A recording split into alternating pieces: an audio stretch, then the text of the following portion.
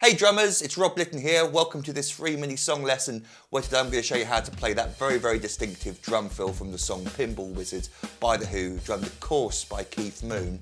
I've got the free PDF for you to download from my website. You'll find the link beneath this video. So let's put it out in front of you as we go through this together. It's going to make things a lot easier for you to understand.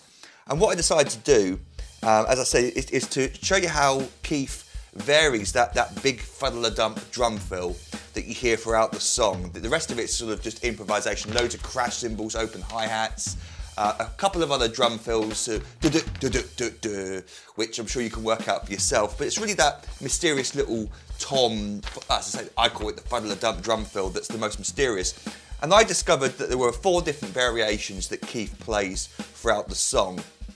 Whether on purpose or not, I know it's a controversial opinion, but Keith wasn't the most technical drummer in the world, and so there's definitely a few ideas in here which he was probably trying to play something else, but ended up playing this instead. I mean, it's all in time, it all sounds great, it all works for the song, don't get me wrong. But sort of, you get this idea over years of teaching and playing drums and listening to lots of different drummers, where you work out roughly what they're trying to do, and maybe they accidentally played something else. But we'll get onto all those variations as we go through the lesson. So the first one I've got for you is variation number 1, which is definitely the most prominent drum fill in the song, and one that I think Keith wants to play the most throughout the song, and it's the classic. It's what I've known or called in the past the fuddle-a-dump, where you're basically playing 3 notes and it ends with a bass drum. 3 notes with your hands and ends with a bass drum in a triplet. I mean, traditionally I've had it played this way a lot more.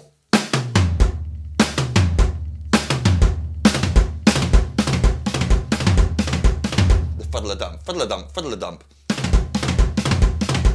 Made famous by drummers like John Bonham and Dave Grohl, and obviously loads and loads of other drummers as well. It's a classic lick. Now what Keith does in this song is he tends to play it between 2 different toms. Now I know he's got loads and loads of different toms in his kit. I can't tell exactly what pitch toms he's using. I'm going to use these 2 toms here. He plays between 2 different toms.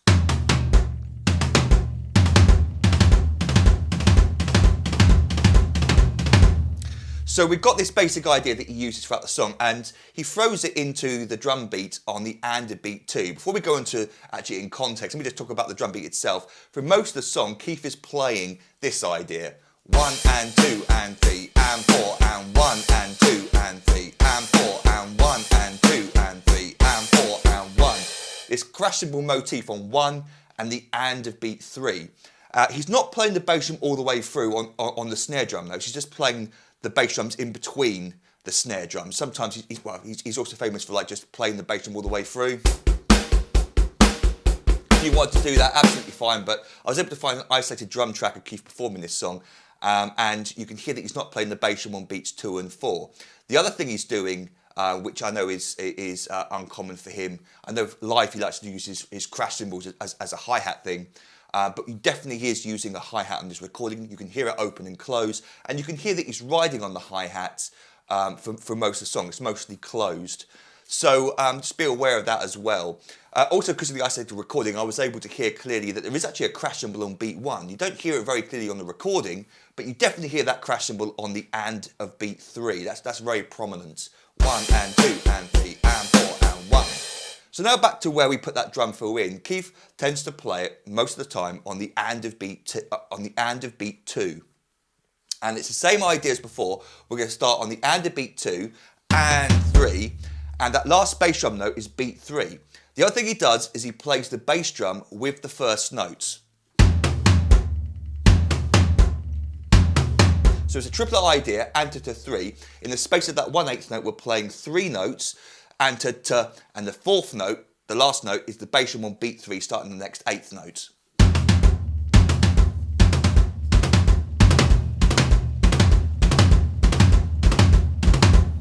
So that's the basic idea. If I take out the crash cymbals for now, starting on beat 1, and remember to throw in that little drum fill on the and of beat 2, we get 1 and 2 and 3 and 3. 1 and 2 and 3 and 4 and 1 and 2 and 3. And I'm playing the bass drum accidentally there on beats 2 and 4 as well. 1 and 2 and 3 and 4 and 2 and 3 and 4. Now, the final thing I want to mention before I start speeding this up for you is that we don't get that hi-hat note being played on beat 3 because that's just being played with the bass drum on its own.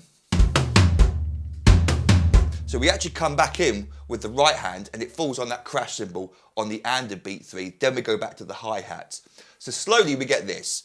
1 and 2 and 3 and 4 and 1 and 2 and 3 and 4 and 1 and 2 and 3 and 4 and 1 and 2 and 3. Easy for us to take out the crash cymbal for now.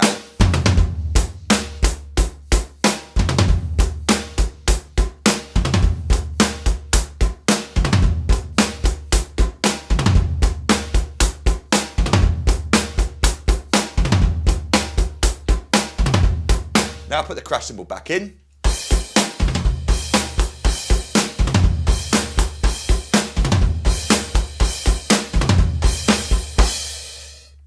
So that's the basic idea that gets played for the majority of the song. Now let me play for this up to speed for you without the microphone on so you can hear just the drums. Here we go.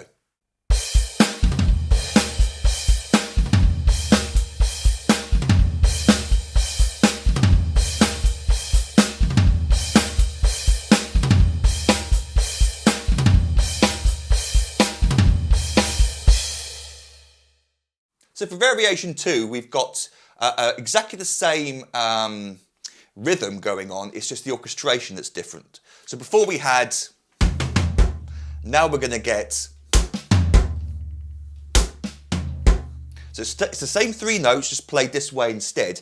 And what Keith does is he ghosts that snare drum in the middle there, on the middle note of the triplets, and to 3, and to 3. We've still got the bass drum and hi-hat coming down together on the and of 2.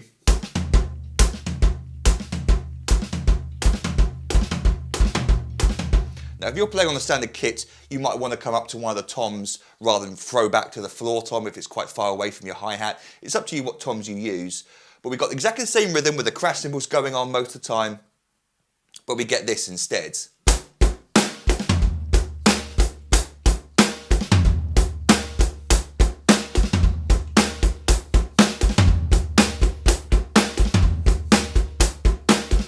With the crash cymbals.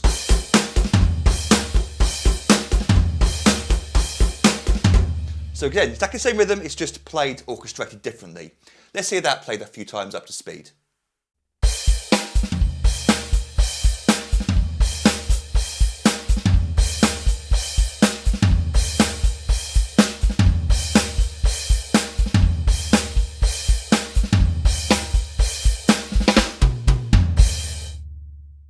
So version 3 is an interesting one for me. It's actually the hardest for me to play as well.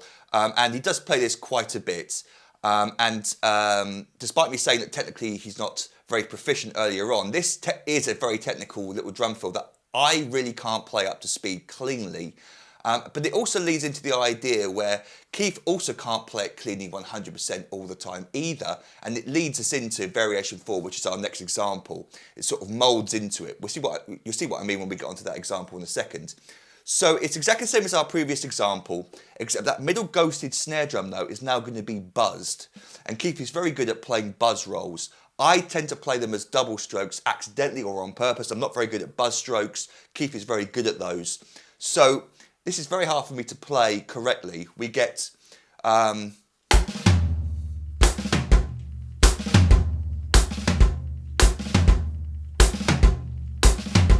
it's still the same as the previous example,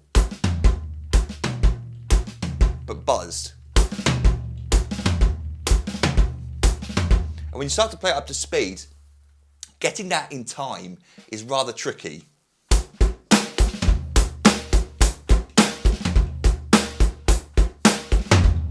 You have to sort of jump there to get the floor tom in time.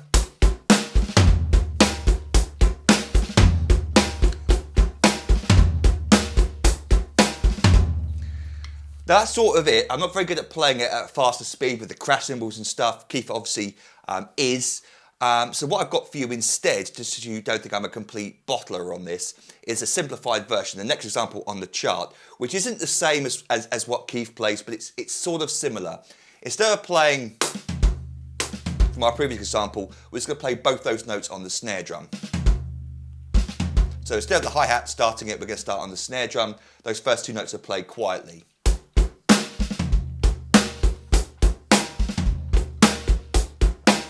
It sort of mimics the idea that we're sort of hearing multiple notes on the snare drum.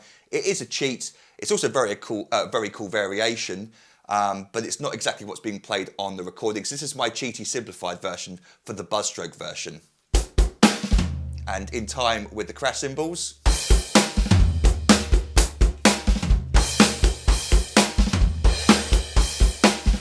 Slow down to start off with, so you can hear it properly.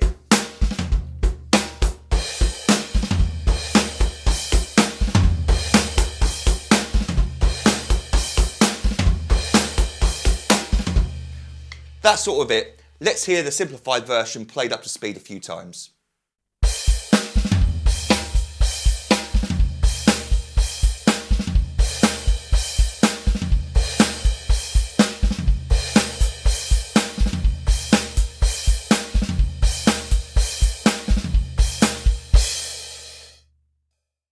And then finally for variation 4, to justify my previous comments at the beginning of this lesson, this is what Keith accidentally starts to play, where the spacing of the notes perhaps becomes a little bit sloppy. And so this is what it turned into. Instead of playing, it turns into, well, we haven't got a triplet anymore. We've got and a 3, and a 3, and a 3. That second note there is still buzzed, but it kind of turns into a drag into the floor tom. That floor tom doesn't end or get played just before the bass drum on beat 3. It gets played with the bass drum. So Keith starts to, at this tempo, sort of starts to mould the idea into this, and I think it's accidental. I'm sure there'll be people out there that disagree with me on that. But we end up getting this new version of the triplet fuddle-a-dump idea, which turns into this. See, it's more of a double stroke I'm doing there than the buzz. That was better. That was nicer, those buzz strokes there. So it's actually the easiest version to play because we're not playing a triplet, we're playing just a simple 1 and 2 and a 3 and 4 and 1 and 2 and a 3, but buzzing it. And this is what my, from variation 3 starts to turn into. It starts to turn into variation 4 when I start to play it up to speed. Try and get it right first time.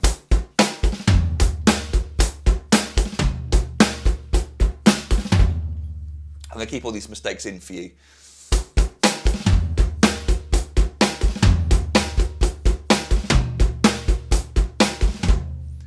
It starts to turn into the flatter version.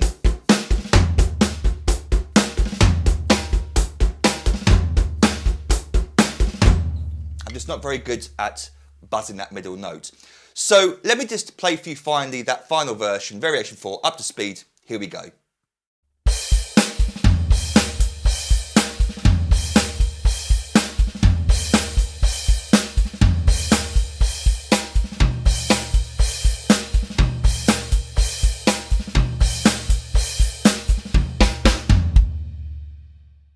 So I hope you enjoyed the lesson. I hope there wasn't too much waffle in there for you, not getting too technical with it. But I thought it'd be interesting as like a case study to sort of really focus on one idea that Keith plays a lot in his playing and to sort of spot these interesting things. So don't forget to download the free PDF that came with this lesson from my website. Again, the link is beneath this video.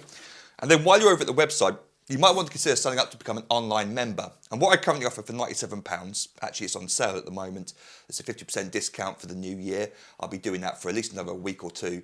So take advantage of that if you want to. But normally it's £97 for a full year's online access to every single full video drum lesson I've ever recorded and transcribed.